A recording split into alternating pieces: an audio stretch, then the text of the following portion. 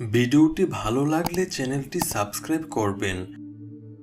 যদি কাউকে কষ্ট দাও আর সে যদি চুপ থাকে, তবে এর নীরবতাকে ভয় করো, কারণ এর বিচার স্বয়ং রব করবেন। কাউকে না পেলে জীবন কখনো শেষ হয় না, কিন্তু কাউকে পেয়ে তাকে আবার হারালে জীবনের আর কিছুই বাকি থাকে না। মানুষ আপনার সাথে নয়, আপনার অবস্থানের সাথে হাত মেলায়। নিজের সমস্যাগুলোর কথা মানুষকে নয়, রবকে বলুন। তিনি গোপনে শুনে গোপনে সমাধান করে দেবেন। যদি আপনি মিথ্যা বলতে গিয়ে অনেক বেশি খুশি হন, তাহলে সত্য বলতে গিয়ে আপনাকে অনেক কাঁদতে হতে পারে।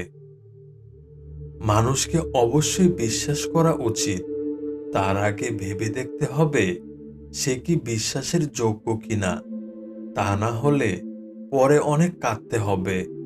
যদি তোমার বাড়ির লোক তোমাকে ছুটির দিনে 10টা পর্যন্ত ঘুমাতে দেয়, তাহলে জানতে হবে হয় তোমার ইনকাম বেশি, নয়তো তোমাকে নিয়ে তাদের আশা অনেক কম।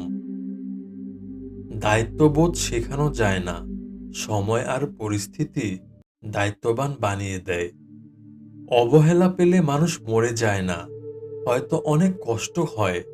ভেতর থেকে ভাঙতে ভাঙতে দেখবে সে মানুষটাই লোহার মতো মজবুত হয়ে যায়। আপনি যখন কোনো কাজ করতে যাবেন, তখন উপদেশ দেওয়ার লোকের অভাব হবে না।